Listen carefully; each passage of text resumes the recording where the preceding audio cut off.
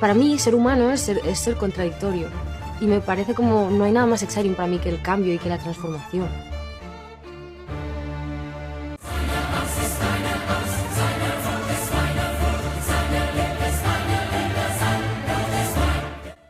Realment és que és un disc que és una mena de catedral sonora, allò on sorprèn molt que la base sigui una orquestra o sinfònica de Londres, a més, no una qualsevol.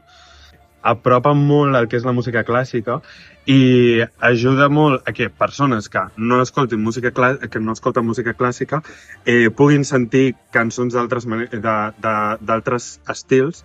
I sempre fa especial il·lusió, no?, participar en un projecte que, a més, perdura en el temps, que no és que hagin fet un concert o participat en algun esdeveniment, no, és que hem gravat una cosa que es queda allà per sempre i que podem tenir el disc, i per això jo crec que això és el que ho fa més especial.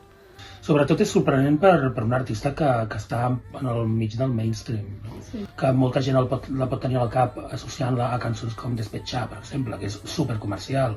De cop això és un gir de guió molt pronunciat, no?